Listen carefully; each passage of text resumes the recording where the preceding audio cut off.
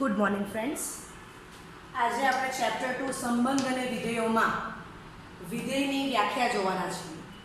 આગલા લેક્ચરમાં આપણે સંબંધ અને વિધેય વિશે શું તફાવત છે એ શીખી ગયા. હવે સંબંધ વિધેય ક્યારે બને તે આપણે જોવાનું છે અને વિધેયની વ્યાખ્યા આપીશું. જો અરિક્ત ગણો a અને b હોય અને સંબંધ f દ્વારા ગણ એના પ્રત્યેક ઘટકને સંગત ગણ બીનો અનન્ય એટલે કે એક અને માત્ર એક ઘટક સાંકળી શકાય તો આ સંબંધ f from a to b ને વિધેય કહે છે. બરાબર. એ સંબંધ વિધેય ક્યારે બને તો પ્રદેશના પ્રત્યેક ઘટકને સંગત સહપ્રદેશ b માં એક અને માત્ર એક જ ઘટક મળવો જોઈએ. બરાબર છે. ઓકે. અથવા આ જ વ્યાખ્યા બીજી રીતે, જો અરિક્ત ગણો a અને b હોય અને સંબંધ f દ્વારા ગણ એના પ્રત્યેક ઘટકને સંગત ગણ b માં અનન્ય એટલે કે એક અને માત્ર એક ઘટકને બદલે શું આવી ગયું? પ્રતિબિંબ. આટલું જ બદલ્યું છે. પ્રતિબિંબ મળે તો આ સંબંધ f from a to b ને વિધેય કહે છે. ચાલો તો હવે આપણે આગલા લેક્ચરમાં સંબંધનો પ્રદેશ, સંબંધનો વિસ્તાર અને સંબંધનો સહપ્રદેશ એ શોધતા શીખી ગયા છે. તો એક દાખલો મેં લીધેલો છે. આ યાદીની રીત સંબંધને બતાવી દીધી છે. બરાબર છે. આ યાદીની રીત છે, આ ગુંદવેલ રીત છે. f નો પ્રદેશ તો આમાંથી આપણે એક્સિયા મૂકી લઈએ છે. સંબંધ f નો વિસ્તાર તો આપણે વહ્ય મૂકી લઈએ છે. વ્યાખ્યા લખેલી છે ને આગલા લેક્ચરમાં આવી જ ગયું છે. અને સંબંધ f નો સહપ્રદેશ તો b આપેલો છે તે લખી દો. આ દાખલામાં સંબંધનો વિસ્તાર ઇઝ ઇક્વલ ટુ સંબંધનો સહપ્રદેશ થાય છે. હવે આ સંબંધ વિધેય છે એવું ક્યારે કહેવાય? તો આ જ જોવાનું છે. ગણ એના પ્રત્યેક ઘટકને સંગત ગણ બીનો એક અને માત્ર એક જ ઘટક સાંકળી શકાવો જોઈએ. તો 1 ને સંગત 2, 2 ને સંગત 3, 3 ને સંગત 4. બરાબર. માટે અહીંયા હું લખી શકું કે f સંબંધ અથવા આપેલ સંબંધ f એમ લખ્યું એ વ્યવસ્થિત લાગશે. આપેલ સંબંધ f એ વિધેય છે.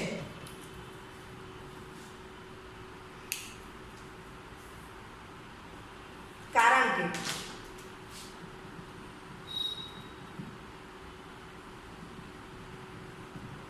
ગણ એના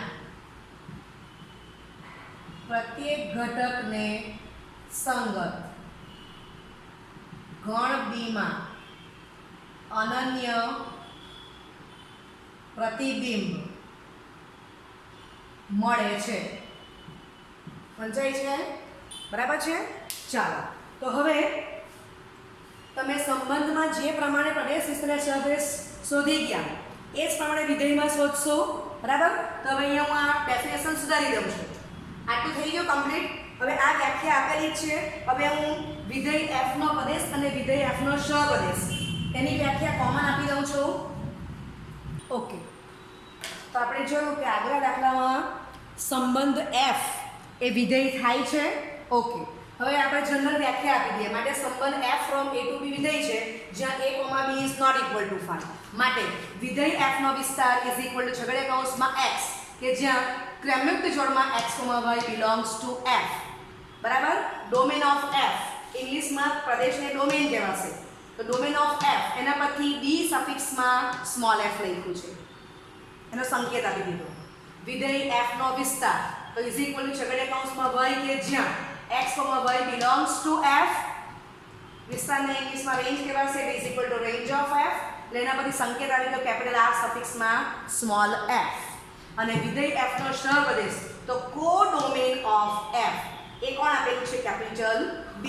અને આપણને ખબર છે કે વિસ્તાર હંમેશા સહપ્રદેશનો ઉપગણ હશે. એટલે વિસ્તારના બધા જ જે ઘટકો હશે એ b જેટલા હશે કાં તો b કરતાં ઓછા પણ હશે b માં જ. ઓકે. બરાબર. એટલે હવે આપણે આગળ દાખલામાં ડાયરેક્ટ લખી શકીએ કે domain of f range of f. તો આગલા દાખલામાં શું આવી ગયું? ડોમેન ઓફ f કેટલી છે? 1, 2, 3. રેન્જ ઓફ f કેટલી આવી? 2, 3, 4 અને એફ નો સહપ્રદેશ, એફ નો સહપ્રદેશ ઇઝ ઇક્વલ ટુ સગળે કૌંસમાં 2, 3, 4 is equal to capital B. Okay, તો આપણે આગલા દાખલામાં જોઈ ગયા કે એકને સંગત ગણ બીમાં 2 મળે છે, એટલે કે એકનું પ્રતિબિંબ 2 છે, બેને સંગત ઘટક 3 મળે અથવા બેનું પ્રતિબિંબ 3 છે, 3 ને ઘટક સંગત 4 મળે છે, એટલે કે 3 નું પ્રતિબિંબ 4 છે. જનરલ કેવું હોય તો a, b not equal to 5, આ a ને b બતાવ્યા છે, વિધેય f છે, તો પ્રદેશમાં x ઘટક આપી દઉં અને સહપ્રદેશમાં y ઘટક આપી દઉં છું. બરાબર? ઓકે, હવે કોમન વ્યાખ્યા લખીએ તો કે વિધેય f from a to b ક્રમિક જોડમાં x, y belongs to f, y is equal to f of x a. વિધેય f દ્વારા મળતું x નું પ્રતિબિંબ છે અને x ને f દ્વારા y નું પૂર્વ પ્રતિબિંબ કહે છે. બરાબર છે? x નું પ્રતિબિંબ y અને y ની આગળ કોણ છે? x, એટલે y નું પૂર્વ પ્રતિબિંબ શું કહેવાશે? x. x નું પ્રતિબિંબ y કોના દ્વારા? તો કે વિધેય f દ્વારા. બરાબર? ઓકે, ચાલોની જગ્યા બદલી કરો તો f દ્વારા y નું પ્રતિબિંબને બદલે શું આવી જશે? એટલે કે y ની આગળ x આવેલો છે એટલે પૂર્વ શબ્દ આપી દેવું, એટલે y નું પૂર્વ પ્રતિબિંબ x થશે. બરાબર છે? ઓકે ઓકે, ઉદાહરણ 10 કરશું. કેપિટલ N એ પ્રાકૃતિક સંખ્યાઓનો ગણ છે અને એના પર વ્યાખ્યાયિત કોઈ સંબંધ કેપિટલ R એવો છે કે capital R is equal two છગડીયા કૌંસમાં ક્રમિક જોડમાં x, y કે જ્યાં y is equal to 2x, x, y belongs to capital N.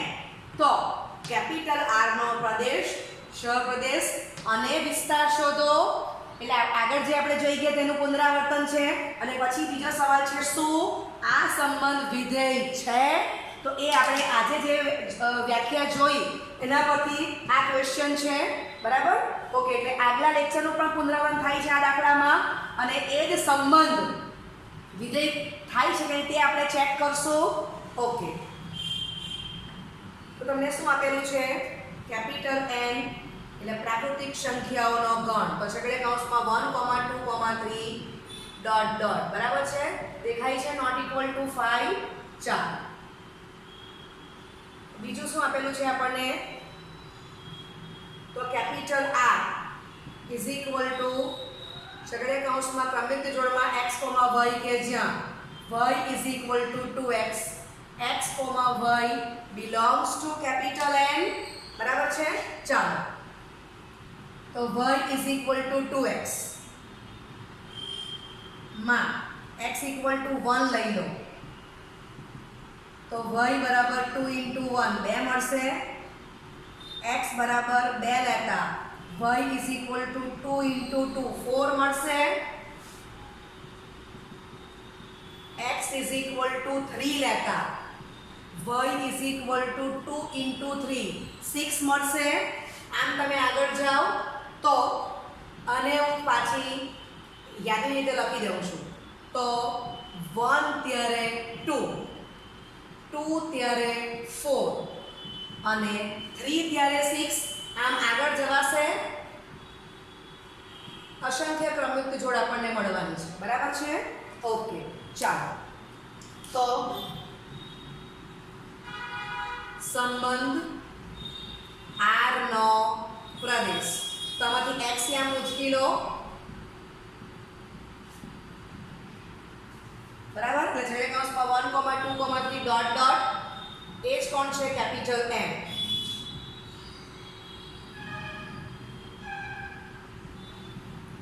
સંબંધ R નો વિસ્તાર. ચાલો, તો વિસ્તારમાં તમે જો મને y યામ ઉચકી લો તો 2, 4, 6 ડોટ ડોટ. તો તમને એટલું સમજ પડે છે કે 2 નો ગુણક છે અને તમે સ્ટડી કરો તો 2 ના અંતરે સમાંતર શ્રેણી છે. તો આ જે સંબંધ છે f r એનો વિસ્તાર શું કે કહી શકાય? બધી જ યુગ્મ પ્રાકૃતિક સંખ્યાઓ નો ગણ છેડે કૌંસમાં આપી દો, બરાબર છે. અને બીજી રીતે કેવું તો શું કહેવાશે, તો કે 2x, જ્યાં x belongs to capital N, બરાબર. તો ત્રણ રીતે સંબંધ R નો વિસ્તાર લખી શકું છું. ચાલો આગળ. હવે આપણને એનો સહદેશ પણ પૂછેલો છે, તો લખીએ સંબંધ R નો સહપ્રદેશ. તો એ તમને કેપિટલ N આપેલો છે, બરાબર. હવે તમે જોઈ શકો છો કે સંબંધ R નો વિસ્તાર ઉપગણ R નો સહપ્રદેશ. તો વિસ્તાર ને સહપ્રદેશ સરખા નથી, પણ R નો વિસ્તાર એ ઉપગણ R નો સહપ્રદેશ છે. આ નોલેજ માટે લખું છું. ઓકે, ચાલો હવે આપણે આ દાખલો આપણે આગલા લેક્ચર પ્રમાણે ગણનો પુનરાવર્તન સંબંધનું થઈ ગયું કે સંબંધનો પ્રદેશ વિસ્તારને સહપ્રદેશ શોધો, એનું રિવિઝન આવી ગયું. હવે આપણને જે સંબંધ આ આપ્યો છે એને યાદીની રીતે લખેલો જ છે. હવે વિધેય છે કે નહીં તે જોવાનું છે. ચાલો, તો આ તમારી પાસે જે યાદીની રીત છે એના પરથી હું આકૃતિ દોરવાની છું, બરાબર છે.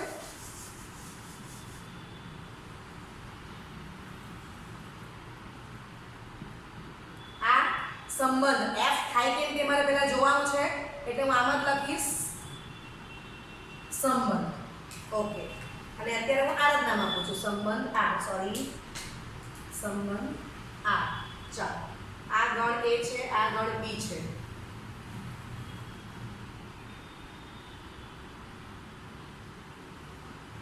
વન ત્યારે 2 છે, 2 ત્યારે 3 અને 3 ત્યારે આ બાજુ 4. આમ આગળ જવાનું છે, બરાબર છે. તો તમે જોઈ શકો છો કે પ્રદેશ A ના પ્રત્યેક ઘટકને સંગત સહપ્રદેશ B માં એક અને માત્ર એક જ ઘટક સંકળાયેલો છે, એકની સાથે માત્ર 2 જ છે, 2 ની સાથે માત્ર 3 જ ઘટક સંકળાયેલો છે, 3 ની સાથે 4 જ ઘટક સંકળાયેલો છે, અથવા બીજી રીતે કે એકનું પ્રતિબિંબ 2 છે, 2 નું પ્રતિબિંબ 3 છે, 3 નું પ્રતિબિંબ 4 છે, બરાબર. ઓકે, અને આમ તમે જેમ સંખ્યા લેશો તેમ સામે એક જ જવાબ આવવાનો છે, બરાબર છે. ઓકે, માટે હું લખી શકું કે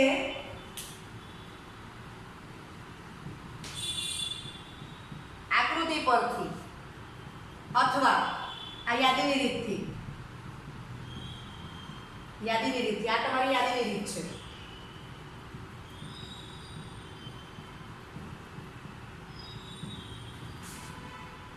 સ્પષ્ટ છે કે આપેલ સંબંધ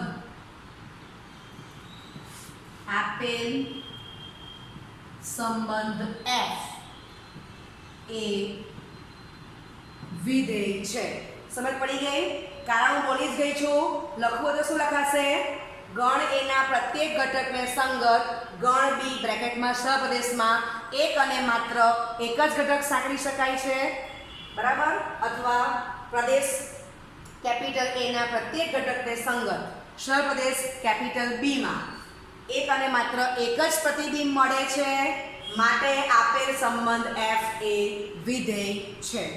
સમજાઈ ગયું?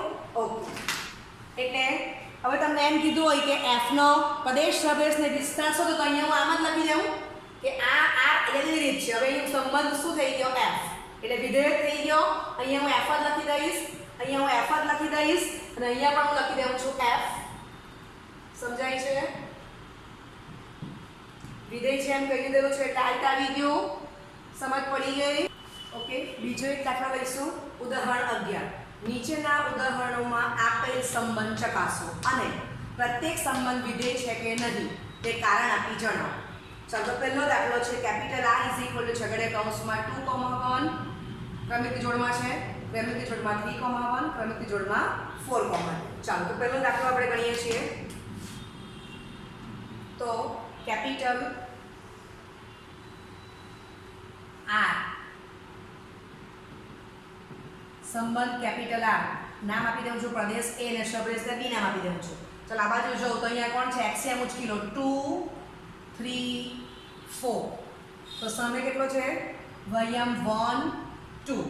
હવે તમે જોઈ શકો છો કે 2 ને સંગત 1 છે, 3 ને સંગત પણ 1 છે, 4 ને સંગત 2 છે. બરાબર છે. ચાલો તો આના પરથી હું આમ કહી શકું આ વિધેય છે કે રીતે જોવાનું છે તો ગણ એ 2 ને સંગત 1 જ છે, 3 ને સંગત પણ ઘટક 1 મળે છે અને 4 ને સંગત પણ ઘટક 2 મળે છે. હવે આપણી વ્યાખ્યા શું કહી છે ગણ એ ના પ્રત્યેક ઘટકને સંગત ગણ બી માં એક અને માત્ર એક જ ઘટક મળવો જોઈએ તો 2 ને સંગત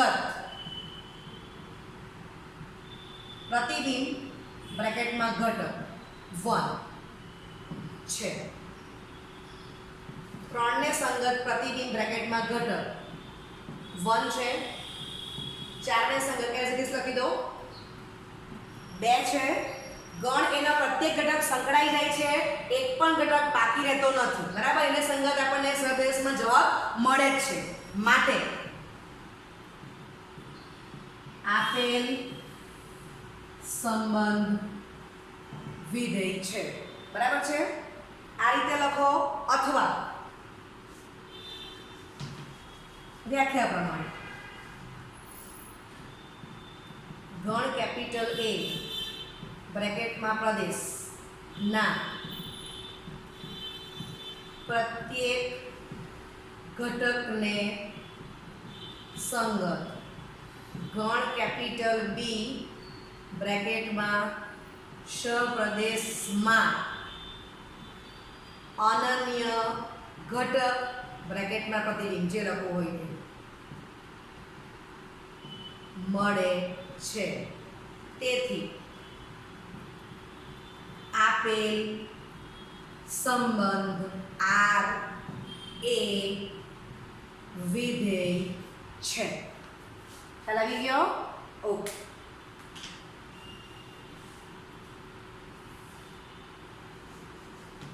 ચાલો હવે બીજો દાખલો વાંચો. તો capital R is equal two છગડીયા કૌંસમાં ક્રમયુક્ત જોડમાં 2, 2, 2, 4, 3, 3, 4, 4 આપેલા છે. ચાલો તો એને પણ આપણે આકૃતિ દ્વારા સમજી લઈએ.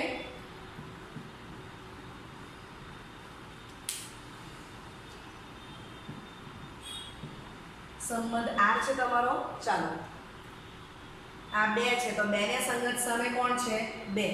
પછી 2 ને સંગત સામે 4 આપેલા છે. પછી 3 ને સંગત 3 અને 4 ને સંગત 4. ચાલો હવે આપણે લખીએ 2 ને સંગત ઘટક બ્રેકેટમાં પ્રતિબિંબ 2 છે અને 2 ને સંગત ઘટક બ્રેકેટમાં પ્રતિબિંબ 4 છે. તો 2 ને સંગત આપણને સામે એક જ પોઈન્ટ મળવું જોઈએ. આગલા દાખલામાં શું હતું કે 2 ને સંગત 1 હતો ને 3 ને સંગત 1 હતો તો વાંધો નથી. પણ અહીંયા શું છે 2 ને સંગત 2 અને 2 ને સંગત 4 છે. એટલે અહીંયા આપણે આર્ગ્યુમેન્ટ શું થશે કે માટે 2 સભ્ય કેપિટલ A પ્રદેશ ને સંગત ઘટક 2, 4 belongs to capital B સપ્રદેશ સંગત 2 ઘટક 2, 4 belongs to capital B સપ્રદેશ મળે છે. તેથી આપેલ સંબંધ R વિધેય નથી. બરાબર છે. ઓકે. જનરલ કેવું હોય તો ગણ એના પ્રત્યેક ઘટકને સંગત ગણ B સહપ્રદેશ, ગણ એના પ્રત્યેક ઘટકને સંગત, ગણ બી બ્રેકેટમાં સહપ્રદેશ માં એક જ ઘટક પ્રતિબિંબ મળવું જોઈએ. અહીં 2 ને સંગત 2 અને 4 એમ 2 પ્રતિબિંબો મળે છે. તેથી આપેલ સંબંધ આ વિધેય નથી. બરાબર છે? 2 આર્ગ્યુમેન્ટ બતાવી છે. આ રીતે લખો અથવા આ લખીને આ લખો. સમજ પડી ગઈ? એટલે બીજો દાખલો જે આપ્યો છે એ સંબંધ વિધેય નથી. ચાલો હવે ત્રીજો દાખલો, તો એને આપણે દ્વારા સમજી લઈએ.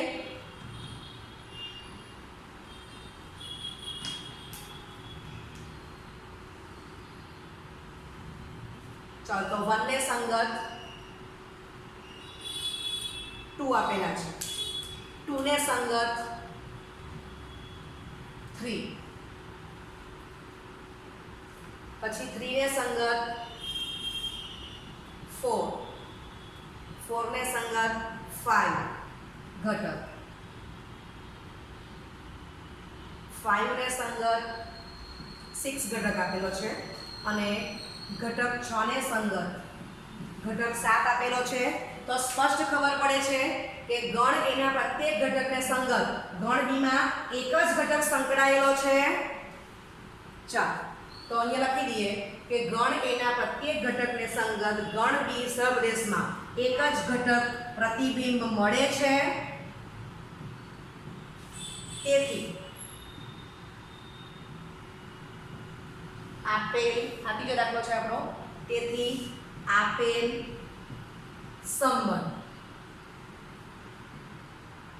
વિધેય છે. બરાબર? એટલે આ દાખલો જોયું તો આ વિધેય છે, સંબંધ વિધેય છે. એટલે આપણે લખીએ અહીંયા આપેલ સંબંધ વિધેય છે. બરાબર છે? ચાલો આ દાખલા માટે આપેલ સંબંધ વિધેય નથી. આ ત્રીજો દાખલો જે આપણે રાઇટિંગ અહીંયા આપ્યું છે. બરાબર? ઓકે, માટે ત્રીજા દાખલાની બાજુમાં લખી દેવું છું.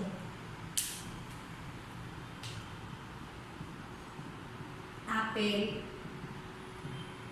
સંબંધ વિધેય છે. ક્લિયર? તો હું આશા રાખું છું કે સંબંધ વિધેય ક્યારે બને અને સંબંધ વિધેય ક્યારે ન બને એ કન્સેપ્ટ તમને પરફેક્ટ આવડી ગયો છે. Okay, thank you very much.